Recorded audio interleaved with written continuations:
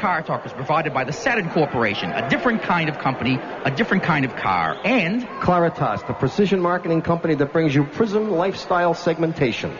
Additional support comes from Standard Parking, providing professional parking facility management throughout the United States.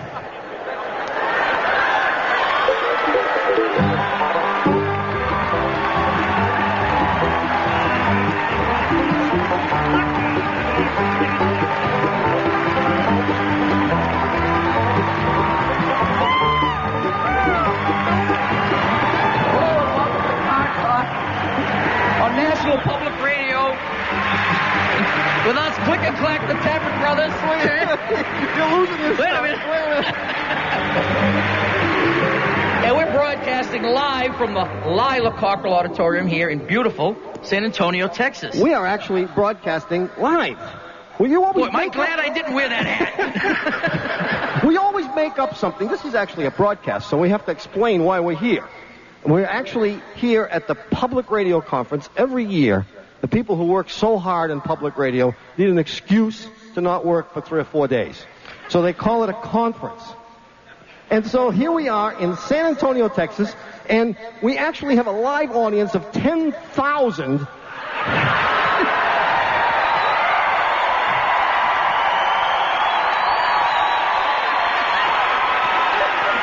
The magic of amplification. All right, 300. Would you believe 300? and so this will be a kind of a different show because we are going to actually go out into this audience and ask people about their automotive things. Is that how it works?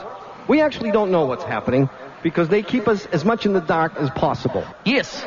This is usually the time in the show when I read a letter. And since I don't have a letter to read because... You have a poem? I don't have a poem either, but I have a little story to tell.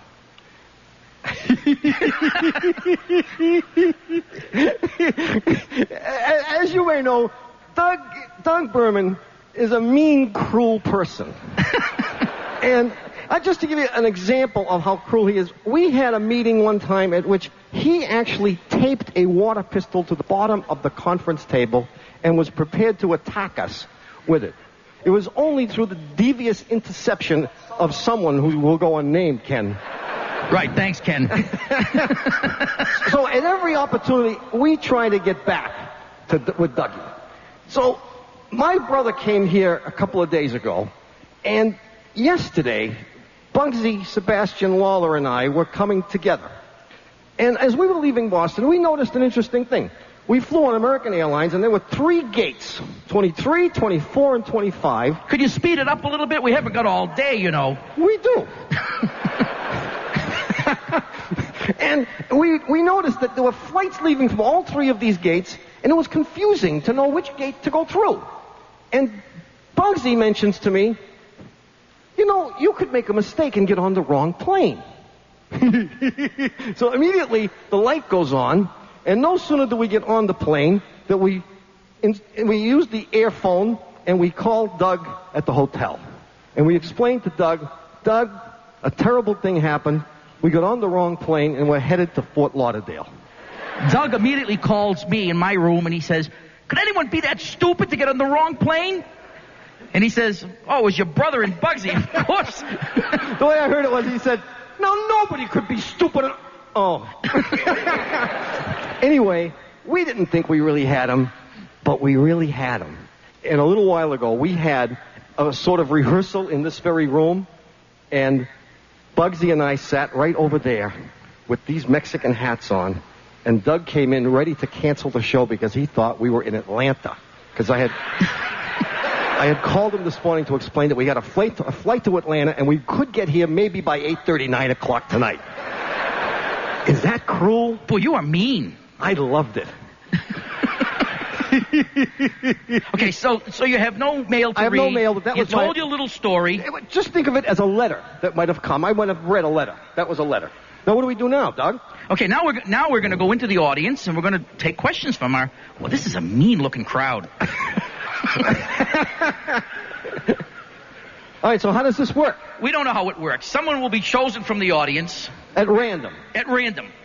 Here's a random-looking person. State your name, please. My name is Susan Hinger, and I'm from here in San Antonio. Hi, Susan. From San Antonio. My brother is from San Antonio, you know. No, I didn't know that. He looks like he could be from San Antonio. He does, doesn't he? Well, I did live here for a short time while they were moving the Alamo.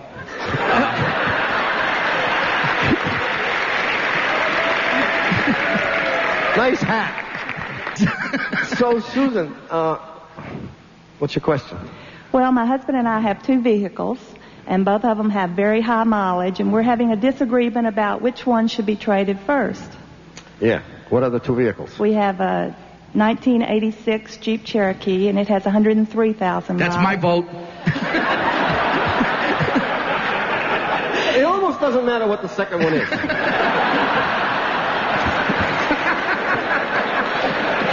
Well, actually, let us guess to see what could the second one be that would make you change your mind. Oh, it could be a 75 AMC Pacer. See, I wouldn't change my mind. All right, what is the second You don't one? want to know. It's an 89 Chevrolet Blazer. Oh, jeez. And it's got 94,000 miles. You know, I have almost never been speechless.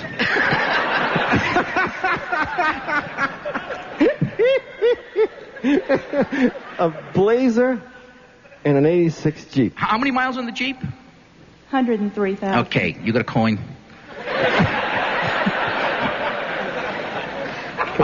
This is the only fair way to do this, because these are 2 real losers. Heads, the Blazer goes. All right. Tails, the Blazer goes. The Blazer Tails it is. Thank you, Susan. We're going to move to the other side of the auditorium. Okay, excuse we'll go us. over there. Coming right through here. Coming through. Sorry. Hey, what's that? Hey, no grabbing. Stop that. Excuse me. Did you shine those shoes today? Do it again. Coming through here. Sorry. Oh, I'm sorry. He's a tall fellow, isn't he? Yes, He's got very long we have your hair. name, sir.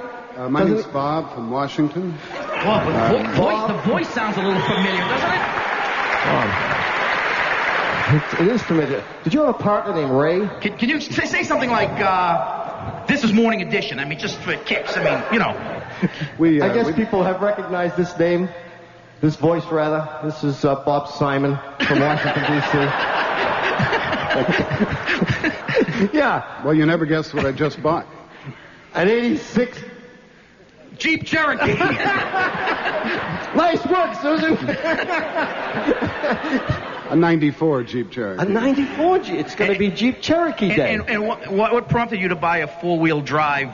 The winter we just had. This past winter, yeah. Yeah. Was it as bad in Washington as it was in the great frozen north where we live? Worse, there are lawyers down there. It was ugly. Ugly. Anyway, I love it. What do you do for a living, Bob? Fundraising.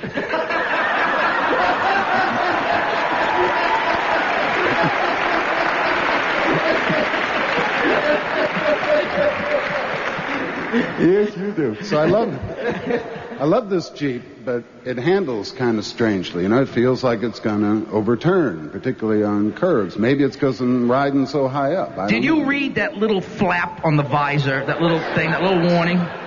It says, I'll paraphrase because I don't know exactly what it says, but basically the message they want to communicate is, do not attempt under any circumstances to drive this like a real car. Don't make turns. Don't go too fast. Don't go too slow. Basically, stay in your driveway with it. It could be serious. It is a 4-wheel drive vehicle. It is indeed. Yes. This is a full-time 4-wheel drive which has a center differential. So What year did he buy? New one. You bought a new Jeep? Well, he makes the big bucks. He said he was fundraising. Oh, you bought like a 94 Jeep. That's right. That's right. So we have only a problem with the 86? Is that it? Yeah. Well, 85, 86, 87, So what did 88. they get right? No, actually, you should not have that problem with that vehicle. Oh, yeah? So it only feels like it's going Well, yeah, what was the car that you had before this? That was a very good question. I asked the good questions. 81 Volvo. You shouldn't have noticed much difference.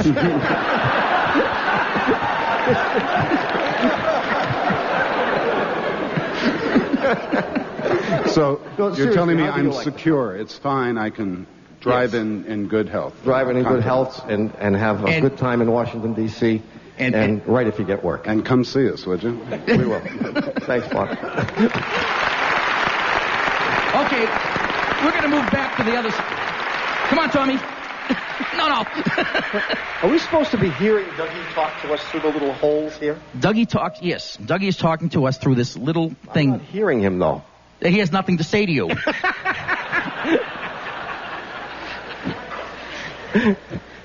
We have another audience member. Audience participant.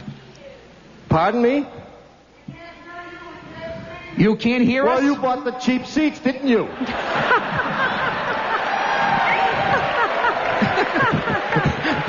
What the hell do you want from us? Hi. Hi. Hi, guys. Who are you? Hi, I'm Jeannie Lowry from San Antonio. What is your name? What a surprise. Jeannie? Jeannie. Right. My question is, when driving my car from sunny sea level San Antonio to the mountains of Colorado, my mechanic said it does not require any adjustments. I get to Colorado, and 2 days in a row, I have to call a mechanic and a wrecker to get my car started. He said, thank you for paying for my wrecker because you people don't adjust your cars. What should I have done? Ooh. What kind of a car is it that you have? A 93 Mercedes. Ooh. Does everyone in Texas drive a Mercedes? Well, the ones that don't drive Jaguars. Or Jeeps. Or Jeeps. Or 86 Jeeps, right. Gee, there should be no adjustments. Your that are mechanic required. here in town is correct. Well, he's correct, theoretically correct, that there should be no adjustments necessary. You didn't buy that real cheap Mercedes, did you? That. I did. Yeah, you go. Oh. Well, it's not the real cheap one. It's a cute one. It is a cute one, but But they said something about I should have done something with the keep the gas level at a certain level and change the octane of the well, gas. the only thing you should do when you go to high altitude is buy lower octane fuel. But there are no adjustments to be made because the fuel injection takes care of all of that. That's right. In the old days, you did have to make adjustments to the carburetor because, as you know, as you go up higher, the air gets thinner. And when the air gets thinner... You don't think too good. Well, it ran beautifully in the mountains, but just after it sat overnight, it was frozen in the morning. But what did it do, actually? Oh, it was Nothing. cold. It was cold. It was dead cold. solid. It was cold. Oh, it was really cold. So when you turned the key, what did it do? It cranked, right? Oh, just Yeah. no, this changes the complete complexion of the story here. You withheld evidence, crucial evidence. No, she didn't. She said it didn't start. We didn't ask the right question. We didn't ask what does it do, what sound does it make. It's not her fault. The wrecker came and gave you a jump start? And he took the spark plugs out, and he said they were all... Yeah, but that was a result of. What happened is the You're going to battery... make this my fault? We're going to try. Well, when it didn't start, you probably, like every normal person would, you tried to start it.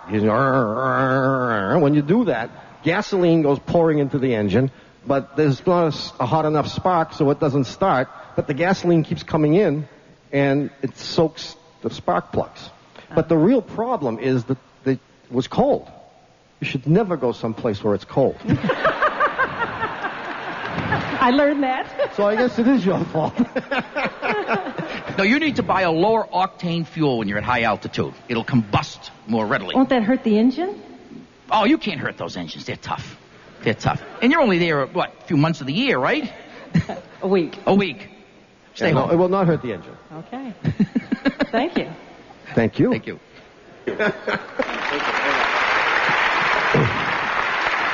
Okay. Okay, what? My name's Scott. I'm from Chicago. Scott Edwards. Scott Edwards. Yeah. And Of course, Scott Simon. I'm confused because somebody told me that Bob and Ray were performing here in town. And I come here and a bunch of guys are talking about cars. And I'm particularly confused because I don't drive. I don't have a car. I don't even have a driver's license. So The license, not having a license shouldn't inhibit the process. A good number of other drivers don't too, I gather. But I'm sort of curious about this, and I'm craving your advice. I mean, as an American male who doesn't have even a driver's license and can't drive, should I be envious of the fact that there are so many other American males that have long, sleek, well-proportioned, incredibly powerful driving machines? I would if I were you. I mean, I would be very seriously concerned about my personal performance. If I were forced to walk around all the time or ask other people to help me. Yeah. Well, how could you have gone through life? I mean, have you never had a driver's license? Well, I hope I haven't gone through life yet. But I lived here all your life? Not yet. I never learned how to drive when I was 6. Actually, I took driving lessons when I was in my late 20s. What? And I took driving lessons, and my driving teacher called me from the hospital one day. He had a whiplash, not with me, but he said that the school, with another client, he said the school would call me and ask me to finish my lessons with someone else, and that was money out of his pocket, and would I wait until he got out of the hospital? And I don't want to be graphic, but he never got out of the hospital. And I always assumed that was a sign. That was a sign, yeah. Well, you're not really missing much. That's what I understand. I don't envy. I mean, actually, everyone thinks that it's necessary to drive a car. The truth is, despite the fact that I have the opportunity every day to hop into that sleek, gray... Watch out when you use those words, sleek and beauty. I could do that. And yet, many, many days of the week, I get on public transportation and go into my office, take my nap, turn around, come back. And the public transportation is interesting because you get to meet more people. I hardly meet anybody when I drive that. Except the people that help push you off the side. I do confront certain living things, but they're not people. And so it's nice, I think, to ride on public transportation. All right. So it's more humanitarian, you're saying. It brings you closer to your fellow man. Closer to your fellow man. Yeah. But so I don't think you have anything to be ashamed of. I can hold my head high. Hold your head high. Okay. Well, and I'm not. And the thumb too, if you want. Right. Thanks a lot. All right. Thank you. Thanks, Scott. Okay. Okay, what? We're going to take another question from the audience. Oh, I like this better. Hello. My name is Steve. I'm from here in San Antonio. I wanted to start by saying we're real pleased you picked the Alamo City to come here and do a live show. We didn't know it was the Alamo City at the time. Well, now you do. Yeah. Dougie told us that we were going to Hawaii. I hope you're not disappointed. And we had been told that the Alamo was in Dallas.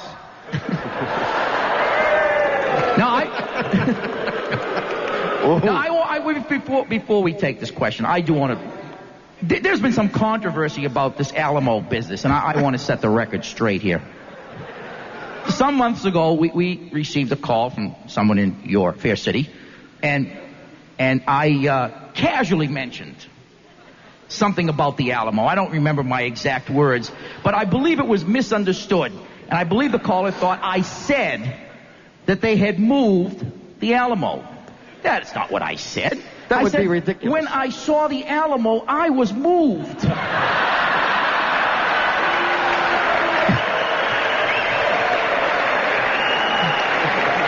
Nice save.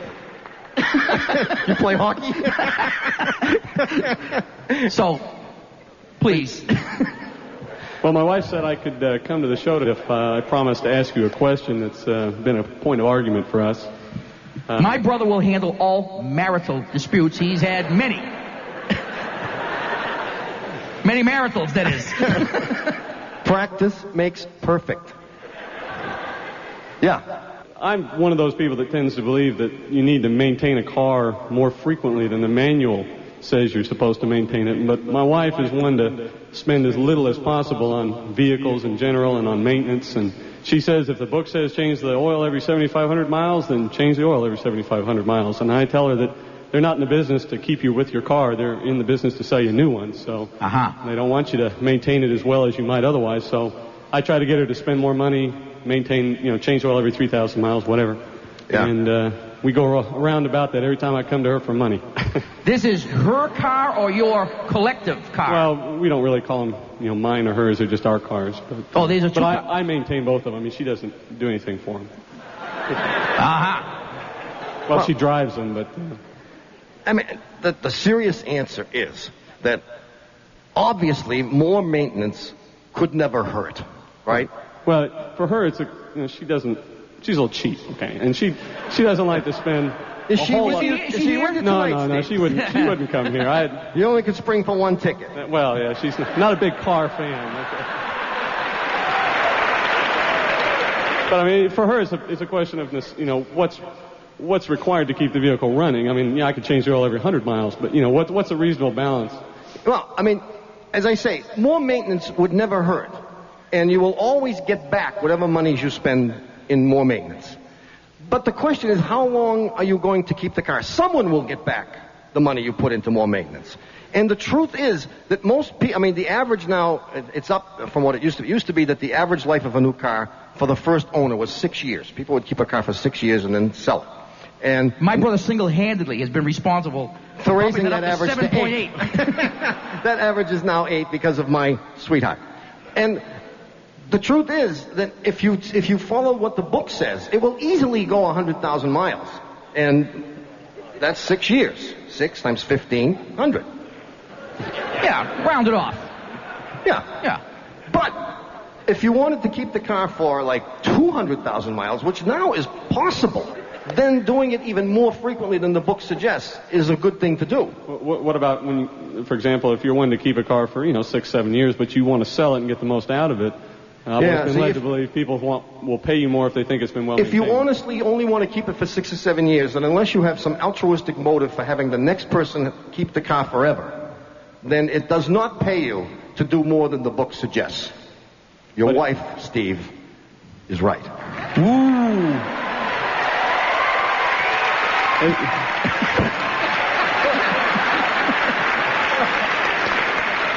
She hardly listens to the show, so I don't know. Then you're right, Steve. We'll send her a tape. Thanks, Steve. Thanks for coming here, guys. Thank you. Thank you for coming. Now what? Yes, ma'am? I'm Terry from Philadelphia.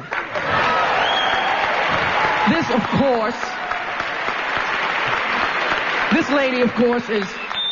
I gotta go give her a hug. WHYY's Terry Gross Peabody Award winner, I might add. I have to say, I came down to give you a hug because I thought it was wonderful. And I wanted to apologize because here you are, when I listen to the radio, I say, now there's a person who's a professional and really knows what the hell she's doing, right? No, thank you. It is true. And if anyone deserved to win a Peabody Award, it was you, right? However, wait a minute. Imagine. It's not good. The news is not good. So this poor woman struggles for 25, 30, 40 years in radio. And when does she win the Peabody Award? When two jerks like us prove that it ain't worth nothing. Sorry, Terry. Well, I've got a question for you both. Okay, we're ready. You know how sometimes when you're driving alone in your car, you not only feel alone, but you feel invisible, even though you know that other people driving alongside of you can be looking into the window and watching you. So what's the most embarrassing thing you do when you're driving alone in the car, or I knew we couldn't trust her. Or what's the most embarrassing thing you've seen somebody else do while they were driving alone in the car?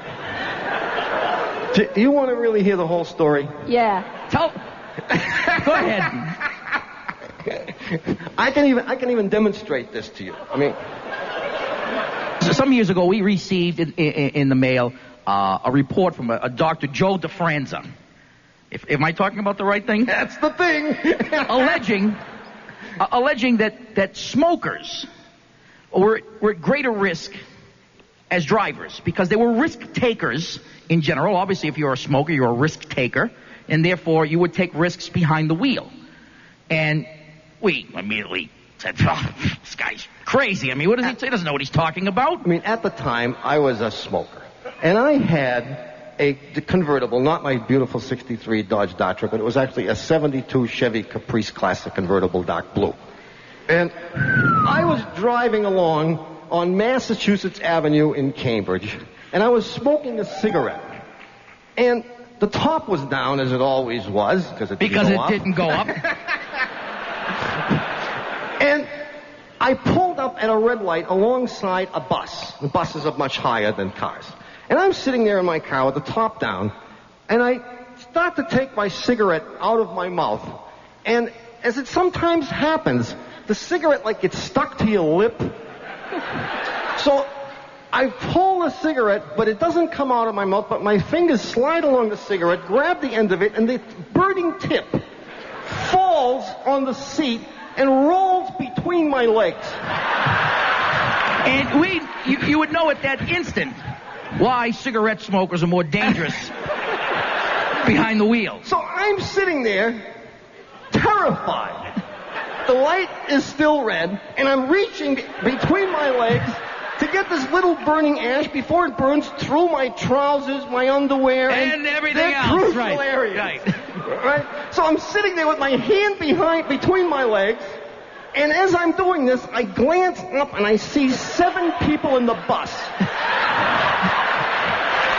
looking out the window at this guy with his hand between his legs in the middle of the street in the summer with the top down. That's the most embarrassing thing that ever happened to me. And that's the truth. But did they recognize you? As what? As a car guy. Do you know, No. frequently when Tommy is, for example, double parked in his car, strangers will come up and he'll be sitting behind the wheel and they say, do you have a place to sleep tonight, buddy? Thanks, Terry. Thank you. And congratulations, Terry.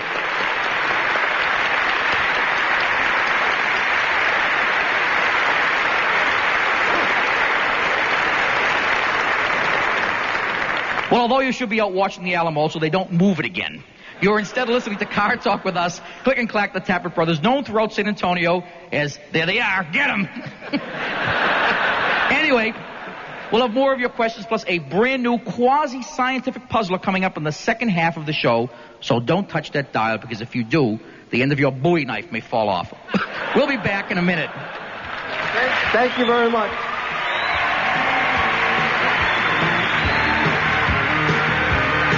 Well, about 10:30, Lord, she puts me in drive.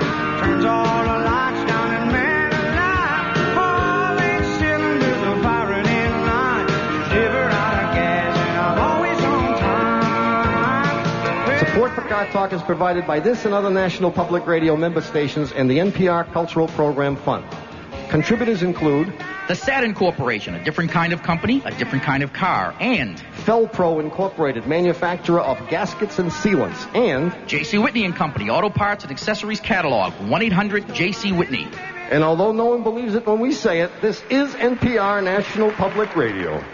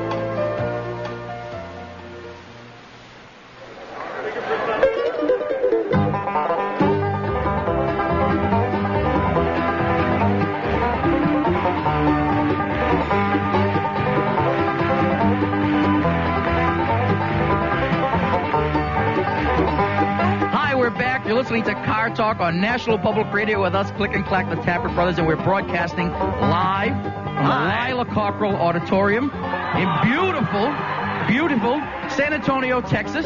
Thanks, by the way, to KSTX. Yes. And home of the Alamo, one of the homes of the Alamo. One of the many homes of the Alamo. Maybe even George Bush, for that matter. We don't know. So, well, this is the time in the show where we usually do the puzzler. Yeah. Right after we come back from the No, it's when you usually ask me. No, that you missed that already. That was the last time. That was, you missed that. This is when we do the new puzzler, and we didn't trust ourselves to do a puzzler. Ourselves to do a puzzler. So we have an honored guest that's going to assist us with this puzzler. I'm Ira from New York. Ira from New York. That sounds like Ira Flatow. Is it indeed? It is I. Are you the Ira Flatow? From Science Friday? Yes, the same and very one.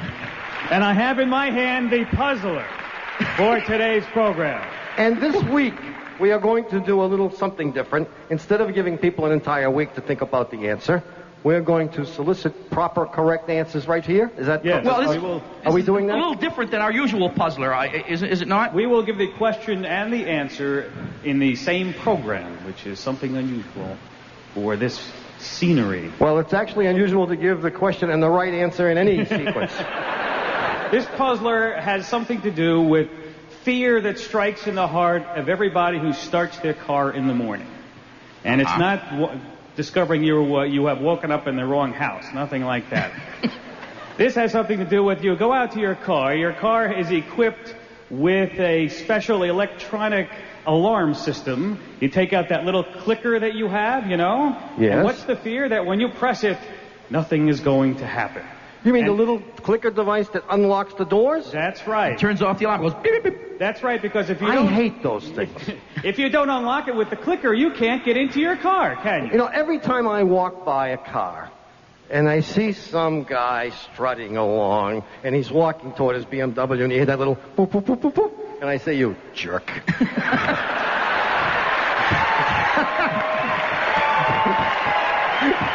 Is that the thing you're talking about? Don't you like the way some guys go over behind their back, they go around the top, they go underneath it, they're going to click over as long as they don't go between the legs. That's what I'm talking about. Now, what happens if the battery is dead? Now, think about the consequences, because you cannot carry a spare battery around in your pocket, because it's going to short itself out in the change, right? Right. Amidst your keys. Amidst your keys, It's going to burn a hole in your pocket and other parts that you're familiar with. So if you have a spare battery in your pocket and you have, like, pennies, copper, the greatest conductor next to Seiji Ozawa ever, right? So if you have those in your pocket with the battery, you will drain the battery. Sure, and it might actually create a warm sensation. You will charge up the pennies. Will you stop and let him ask the question? I just want to get the context. I think you have. Because I have the sense that this is going to be the craziest puzzler we ever had. Well, if the question is, how often should you change the battery in the little car clicker?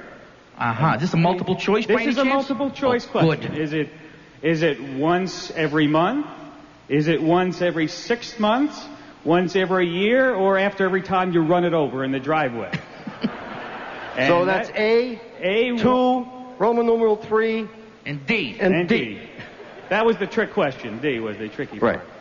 So is it once every month, 6 months? Okay, now we're going to do this with applause. Is that how we're going to do it? Yeah. Okay, we're going to do it with applause. Okay, so the first one. Once every month. All right, who? We want a round of applause for once a month. Is that it? Okay. All of those of you who think that you should change the little battery in that stupid little device that goes boom, boom, boom, boom, boom, once a month, do something. Let's see your applause. That's the cheap seats. Okay. Once every 6 months. Wow. Wait a minute. I'm with them. Or once every year. Wait a minute. I'm with them. Should I give the answer now, or should we? Yeah, of course. Oh, okay. Oh, you have an answer? Of course, we have an answer. This is a recommendation from the factory, I would imagine. Yes, well, right? Considering that the life of the batteries inside are recommended to be changed once every year, I'm proposing that today we start an annual Change Your Battery once every year, beginning with today, and on the anniversary of your program here in San Antonio. Everybody- Excellent. So that we will be remembered as the guys who decided when the little battery should be changed. That's right. And I think there's an opening in the Guinness Book of World Records for this here. It may be. Geez, Ira, thanks. You're welcome. Thank you. Ira Flatow from Science Wednesday, Tuesday, Thursday, Monday. Okay, we have another person coming to the Okay, microphone. Vanna White is bringing someone down. Would you like to buy a couple of vowels, pal? I'm Ray from Washington. Hi, Ray. Hi, Ray.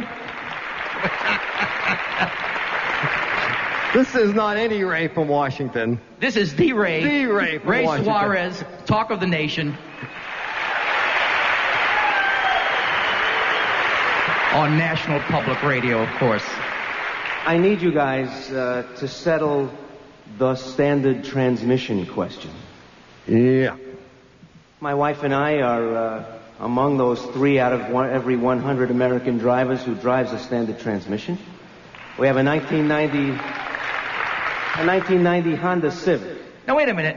I'm a little disappointed with this question. I will be able to answer this, I'm sure, but you're the Western Hemisphere's foremost interrogator. I mean, I would expect a question like, considering the recent political events in South Africa, how will this impact production of various rare earth metals like platinum that go into the production of catalytic converters?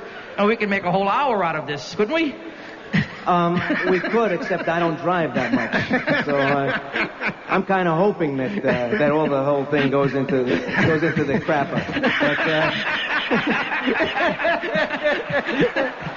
But we need more people on public transportation, as far as I'm concerned. I still want there to be work for you guys. Oh, but, thanks, Ray. Anyway, we can do bus talk. We're all set for the next one.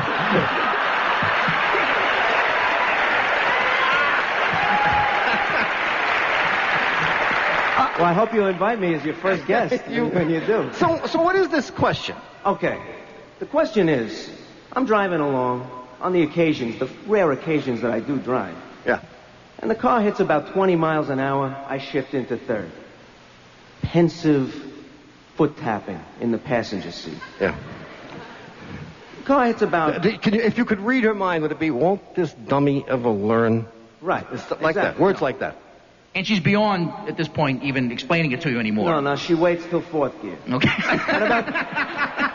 At about 40 miles an hour, I make that nice smooth transition into fourth gear. Then she says, the owner's manual says you're supposed to shift into fourth gear at 45 miles an hour. You're shifting too early, Ray. I'm shifting too early. Now, I don't know anything about cars, but I think that if I'm getting more miles per hour out of 2,000 RPMs than using 3,000 RPMs to get fewer miles per hour, I'm doing the car a favor. No? Maybe? Is your wife here, Ray? No, luckily no. Luckily no. So we can speak frankly. Man to Openly. man here. Now, and then I shift into fifth at about, whenever. mid-40s. Yeah. Well, I sympathize with Ray. And the needle stays nice and low on the tack, and you're going fast. So I figure this is pretty good. Sure. Sounds good to me. Thanks for your question. But the owner's manual says these much higher speeds that you're supposed to shift into. Well, not much higher, actually. Well, You're on a little bit. A little bit higher. 7 to 10 miles per hour. Here's the classic trade-off. Okay. If you shift soon, so that you shift into first, that's good. Well, run that by me again? I never get beyond third. That's why I stopped. If you do that, then what you're trading off is power and speed. The ability to accelerate. Right. For efficiency. So you're taking the efficient approach, as you just said. If I'm getting more miles per hour out of fewer RPMs, what the hell is wrong with that? Because the engine is turning fewer times. And you're exactly right. So if you want to get better gas mileage, you should shift, just get it over with. In fact, go right from first to fifth. Skip those other gears. No, as a matter of fact, I remember a bunch of years ago, BMW did a study, in fact, where they demonstrated that shifting just like you do, in fact, even more aggressively than you do it, is beneficial to conducive to great efficiency. Fourth is pretty aggressive if she is saying you're doing it too slow again. Then I start to shift in an aggressive manner. You do. Because, it's displacement. Right. Instead of doing... Right, you direct your anger to the shift, right? You're shifting in an aggressive manner at that point. I'll tell you, here's what I do. I use the Monday, Wednesday, Friday, Tuesday, Thursday, Saturday approach. Because the truth of the matter is, you may remember, in the old days, like this car right here, has 3 forward speeds, 1, 2, and 3. And then sometime in the more recent past, it went to 4. And then it went to 5. And who knows where it'll go? The new Toyota Supra has 6. Yeah, the Corvette, 6. So, I mean, we're heading for who knows what. Clearly, we have a proliferation of gears, and they are unnecessary. So what I do to conserve gearing is on Monday, Wednesday, and Friday, I shift from 1st to 3rd to 5th. I skip 2 and 4. Don't use them. And then on Tuesday, Thursday, and Saturday, I just use 2 and 4. In reverse. And Sunday, I stay home. Does this hurt the car? Who cares? No, it won't hurt the car. What you're doing, as long as it doesn't make any awful... Does it make any awful noises when you accelerate? No, nice and smooth. I mean, the sign that you're shifting too soon is that the car would start to shake. Oh. And if it's not shaking like that... And it's not ping, or knocking, you're all right. You're off the hook, Ray. Not doing any of those things. Yeah. Have your wife call us. Terrific. So now I can go home. Yeah. Thanks, Ray. Thank you. Ray Suarez. Thanks a lot, Ray.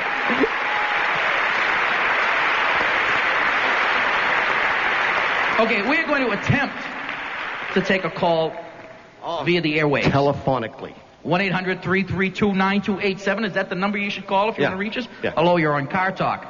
Hi, this is Pauline Abbott from Pacifica. Polly. Polly. P-O-L-L-Y. Got it. Not P-O-L-Y. No, not P-O-L-Y. As in polysaccharides. Urethane, no. Polyunsaturated. From Pacifica. That sounds like it's maybe in California someplace. It is indeed. Okay. Yeah. So what's up? I've been lent very kindly a 1963 Dodge Dart for a long trip up and down the east coast of the United States in May and June. And I was wondering what is most likely to go wrong with it. Don't laugh. This is only a one-hour show. No. We can make it into a 1-second answer. Get a piece of paper. We'll tell you what isn't going to break. Okay, what's not going to break? The steering wheel. No, that one's already broken. It already broke. So did mine. Well, there's... where are you going to pick up this car? I'm picking it up in upstate Pennsylvania. And you're going to attempt to drive it to where? As far north as Quebec and as far south as North Carolina. Have you been hospitalized for a very long time, Paulie? Not yet.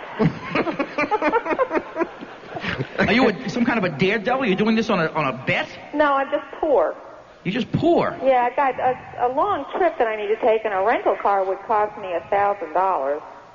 Oh, yeah, but the repairs are have to cost you a lot more than that. Well, I'm not sure. I mean, think about it. I have. No, I mean, what if this were 1964? But it isn't. Yeah, but the car only has about 80,000 miles on it. All right, 74. Right? I mean, if this were 1974 and she had a 1963 Dodge Dart... I love my brother's theories. No, I mean, if that were true, and she had a 63 Dodge Dart with a slant 6 engine in it, and she bought brand new tires for it, and she checked all the belts and the hoses, right? Uh-huh. Go ahead. Right? I'm with you. I'm there. And she changed the oil, and she let someone take a look at the front end and see the ball joints are okay and the tie rod ends are okay. Changed the transmission fluid. She said, I'm going to drive it like, take it piecemeal. New fuzzy dice. I'm going to drive it from Pennsylvania to Oh, you know what you have Montreal. to do? No, that's the problem. That's the problem. You have to you have to break it down. You have to break the trip down into little segments. It's called rationale by incrementalism. Exactly. Right. Exactly. You're going to shoot for like 10 miles a day. Well, little you know, bites. it's like little, the guys... Don't try to bite off too much. Didn't I meet you at an AA meeting? One guys day in at a AA, time, Paul. They're going to take one day at a time. Exactly. Right? Do they think of, I can't take another drink from now till the end of my life? No. Whenever that may be. They say, just today. One day at a time. One day at a time. So if Words to live by, if Paulie. Paulie gets in the car and says, if I can make it like a mile, would Right. that be something? Didn't you know you were going to find the right answer here, Paulie? Oh, yes. Well, so in there's other words, something, give up. you know, there's something wonderful about owning a car like that. Everyone, I've said this before. The other people get in the car, they turn the key, the car starts up, and they drive to wherever they want to go. They don't even give it a second thought. I get in most my people, car, right. and if it starts, it's a miracle. And if I actually get to where I'm going and all the pieces are still on it, I say, isn't that wonderful? Makes you appreciate what you And I have. appreciate everything that I have. People driving around in 1994 Camrys, they don't appreciate diddly. They expect everything to fall in their laps. That's right. And when the least little thing goes wrong, they bitch. But that's normal, right? So you can do it, Paulie. So you think I can make it, huh? No. No, You don't think I can make it? we don't want to really encourage you too much. I just want to tell you, I wouldn't try it. Oh, dear. No, but it will be summertime, right? Yes. The weather will be nice. So I can get a tan, right? Is it a convertible? No, I'm thinking about when it's broken down by the side of the road. We had a guy who worked for us one time, and his name is Jerry. He was taking a trip to California. I remember. And someone said to him, it was the middle of the summer, and someone said to him, but Jerry, when you drive all the way to California, this was the days when you didn't have air conditioning. So someone said, Jerry, you're going to drive all the way to California, the window's going to be down, your arm is going to be out the window. You are going to get such a sunburn on one arm. He said, yeah, but the other arm will get the sunburn on my way back. Oh, right. We believed it. I fell for it. Sounded good to us. Half the people out there are saying, isn't that right? No, Paulie, it's dangerous. No, it is dangerous. Because even in 1963, this was not the most reliable car in the but world. you must put everything in perspective. This won't be just a vacation. This will be an adventure. Well, it's already going to be that. Yeah. So what more could you ask for? And and it's not your car, right? No, it's not my car. And if you do break down, what's the worst thing that can happen? I think it gets, stuck somewhere. Yeah, but you can abandon the car.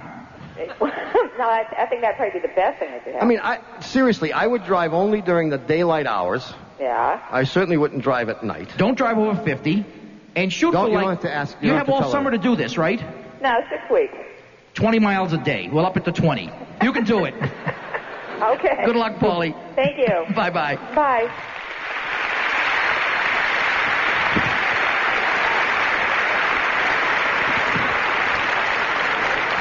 Hi, I'm Cindy Schumann from Burlington, Vermont. I work for Vermont Public Radio. Hi, Cindy. I have a rear-wheel drive question. Okay. When I'm driving my husband's 1990 Infiniti Q45, the rear Things end... are pretty good in Burlington, Vermont, what yeah, you say. Yeah. Does your husband work for public radio also, Cindy? Absolutely not. No. We didn't think so. Could you tell us what he...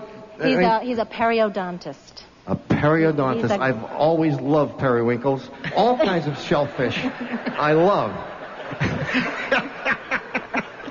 Yeah. When I'm driving his car and I hit the gas, the rear end slides out. Why? Oh, I'll tell you why. I'll tell you why. And he says it doesn't happen to him. I'll tell you why. It only happens to me. Because when your husband bought this car, he was a cheapskate. What year is it? Well, a 90, and we bought it used. A we 90. couldn't afford the new one. Right. In 1990, you bought it used, so he wasn't a cheapskate. He bought what he got what he got, right. Right. But in 1990, when you bought a Q45... For a couple of $1,000 extra. Yeah. Nominally a couple of $1,000, you could get traction control for this vehicle. And what Because it traction needs control is. Did I interrupt you? I haven't done that in so long. Traction control. What is traction control? Is a mechanism which, when you step on the gas and accelerate, if it senses that one of the wheels is beginning to spin much faster than the other rear wheel, which is what's happening when your car does whoop, it will apply the brakes to that faster spinning wheel, and if you continue to accelerate and the spinning begins to go out of control, it'll actually cut off fuel injectors to diminish the engine power so that you won't spin out of control. Right. So, I mean, that's what's happening. But the real issue is, why does it happen to you and it doesn't happen to him? Because you're a lead foot. We know why it happens to you. Well, that is Yeah. What do you Why normally? why do you we usually have drive real- like a Honda? No, I drive a Volvo 850. A Volvo 850. Yeah, the new one. Things aren't good in public radio. In Vermont. No, they're good in periodontics. Right. Why do they have rear-wheel drive at all? What did you drive before the 850, though? The So we're trying to get into the history 740 here. Volvo. The 740 Volvo. And that must have spun out on you like... Never, huh? No. They drove like a Well, you know truck. what? Here's the difference. I got it all figured out. I knew you would. I have it all. What color was the Volvo? Blue? It was gray. Great. You drove the Volvo, which had a 4-cylinder engine, and you couldn't spin those wheels if your life depended on it. It didn't have enough power. Now you have the 850, which is front-wheel drive, and you won't spin those wheels because it has good traction because it's front-wheel drive. Yeah. The Q45, on the other hand, is rear-wheel drive. It has reasonably good traction. But it has a lot of power. A lot of power. So it is And me. you're a lead foot. Yeah, so it's me. Okay. That's you. Yeah. It is you. Okay. Because if you don't have traction control, you really have to learn how to feather that gas pedal. Okay. Otherwise, you will. I'll stop doing that. Okay. Thank you. Thanks a lot.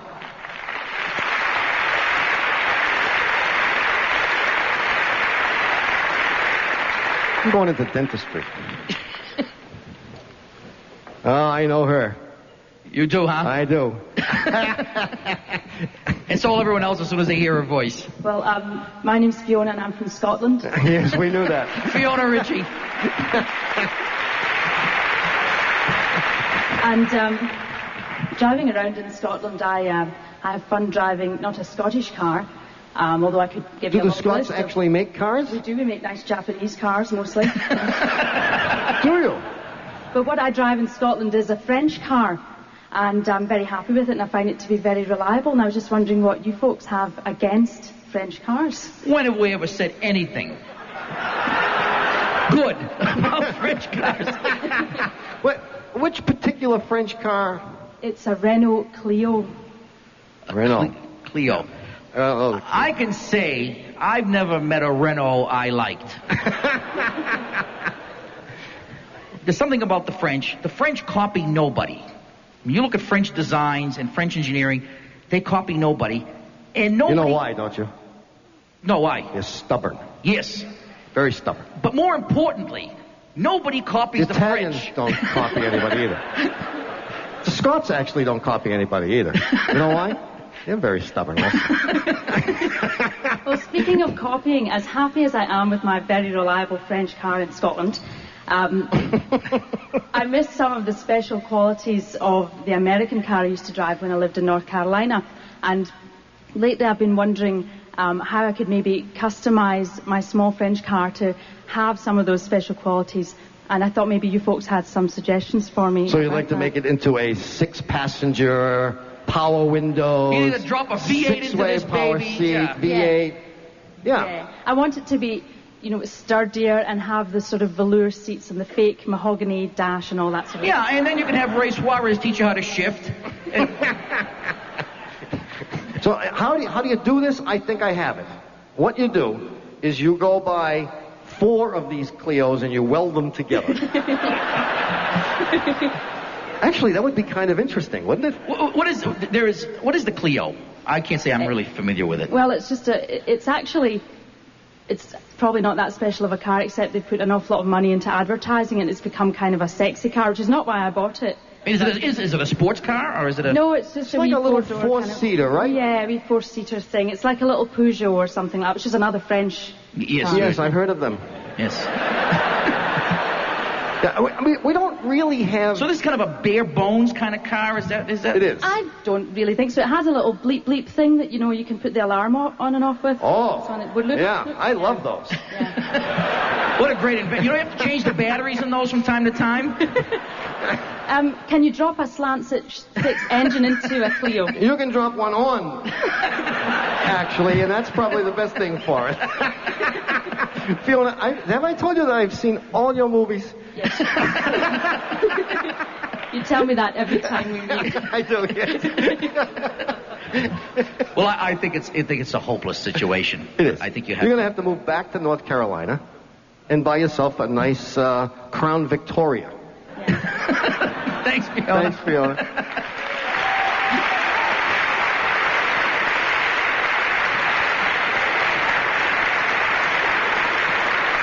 Well, you've wasted another hour listening to Car Talk, and that's not including travel time. From Atlanta. Our producer is Doug Lavoisier Berman. Our associate producer is Ken Babyface Rogers. Our assistant producer is Jennifer Jiffy Loeb. Our production manager here in San Antonio is the one and only Phil Fox. Yes. And our broadcast engineer today is Paul Christensen. Our technical advisor, this ought to come as a big surprise to everyone. All right, we can all do this together. All together, ready? John, Bugsy, Sebastian, Mr. Hike, Sweet Cheeks, Free Lunch, Twinkle Toes, Donut Breath, make that 2 triple cheeseburgers Lawler. Special thanks to everyone at National Public Radio, and especially Murray Horowitz, Leslie Peters, Sandy Ratley, and R.G. O'Shea. Our public opinion pollster is Paul Murky of Murky Research. Our automotive medical researcher is Dr. Denton Fender. Our fleet manager is Oscar De Laurentiis. The keeper of the bell tower is Quasi Automotive. Yes, Our literary critics, you've probably heard them on All Things Considered, are Ernest and Julio Hemingway. Our staff marriage counselor is Marion Haste. Our director of long range strategic planning is Kay Sarah, who of course is married to Frank Sarah. And now everyone at the Alamo knows her as Kay Sarah. Our wardrobe is by Natalie Attired. The president of the Car Talk Hair Club for Men is Emerson Fittibaldi, who, by the way, is also a client. And, of course, our chief counsel from the law firm of Dewey, Cheatham & Howe is Hugh Lewis Dewey, known around the Alamo this week as Huey Louie Dewey. We're Click and Clack, the Tappert Brothers. Thanks for listening. Don't drive like my brother. Don't drive like my brother. See you next week. Bye-bye. Thanks a lot.